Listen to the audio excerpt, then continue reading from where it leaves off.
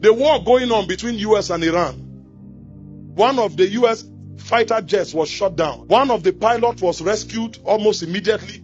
The other pilot that was behind enemy line, they mobilized more than 100 special forces and reached aircrafts. Over 100 soldiers went behind enemy line to rescue one person, because human life matters to them. And they also know that in their country, it is your vote that brings them to power.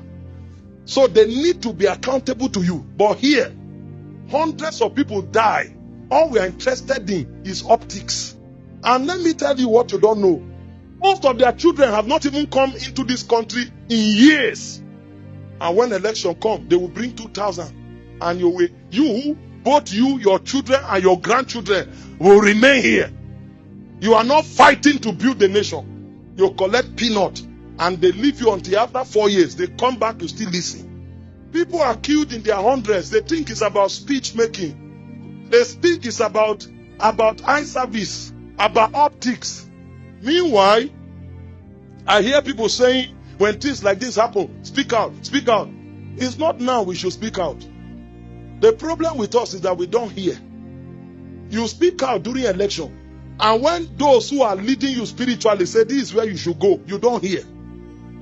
It's my tribe. I'm from this place. Now they are killing people. They don't care which tribe you belong to. The problem is that election is still coming. We will still talk. You will still say it's my tribe. When they are now killing people, you are saying, where are the pastors? They should speak up. When we spoke up, did you hear?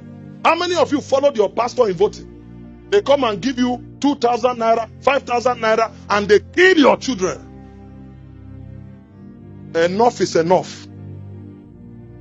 Prepare for 2027. While you are praying and defending yourself, be alive to see them voted out.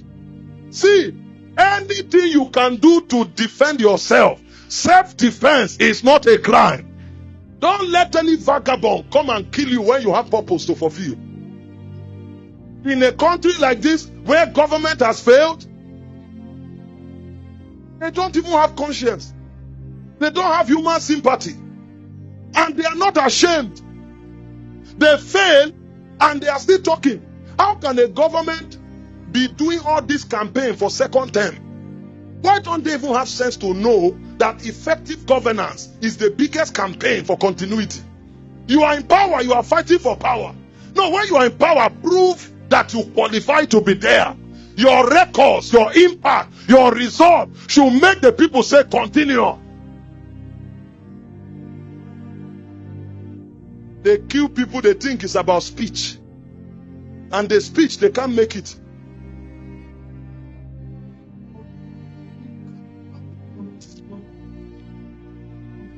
Don't let anybody kill you. Self-defense is not what? A crime. If you look at the judgment, the court basically read out a prepared script. And in that prepared script, he mentioned something every law student knows is false. Every international lawyer knows is false. Even every civil jurisprudence knows is false, which is that, yes, that Nnamdi Kanu as a group has a right to self-determination, which is a right under international law, but that it cannot override Nigerian law. I think he said Nigerian constitution. What that means is that there is a failure by the court, the Nigerian system, the judge, to recognize that there are certain things that we call jus cogens in law, meaning that they are laws that even your own constitution cannot derogate from. So you cannot say that he has a right under international law to self-determination, but it cannot override Nigerian law. That means you are contradicting yourself. It shows that you don't even know the law. And for the mere fact that not up to 24 hours or thereabout after the scripted judgment was pronounced, he was transferred to Sokoto, the seat of the caliphate. In fact, on the judgment, even before I reached there, to show you the kind of system that Nigeria is. When somebody is convicted, I think I need to clarify this point for our viewers. When somebody is convicted in law, there's always a report, a social report, before a sentence is pronounced. There are two different things, conviction and sentence. When somebody is convicted, then the next stage is to sentence the person. There is no generic sentence in in law for everybody. It doesn't happen. And before a sentence can be fairly imposed, you need to look at the report of that person, the kind of report. You look at the circumstances of the person. You look at, by circumstances, I mean the person's family, the history of the person's health, the person's previous criminal convictions. You understand? You look at a whole lot of things before you can pronounce sentence. There is no court that I've practiced in that I know that has a pre-sentence report before conviction. It doesn't happen. The implication is that you have already decided to convict the person and then had a pre-sentence report before you then issued the conviction.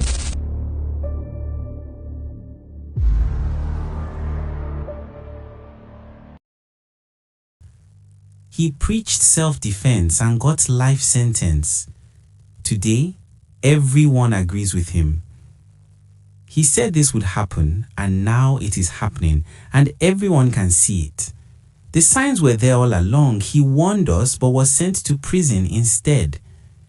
There is something deeply painful about watching a warning slowly become reality. At first, people dismiss it. They say it is fear. They say it is exaggeration, and some call it propaganda. But then, one day, the very things that were spoken about begin to unfold before everyone's eyes. Nigeria has come to the end of the road. It is now time for everyone to go home and answer their father's name. So sad indeed. As I continued to follow the unfolding events, I felt a deep sense of frustration.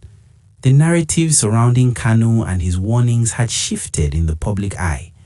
What was once seen as a plea for attention became a rallying cry for those who felt unheard.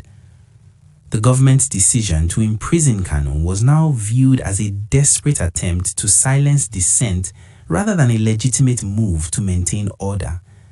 I wondered how many lives could have been saved had they chosen to listen instead of repress. The irony was stark. While Kanu sought to protect the rights of his people, the government's reaction only served to alienate them further, creating a cycle of distrust and hostility. Stay tuned.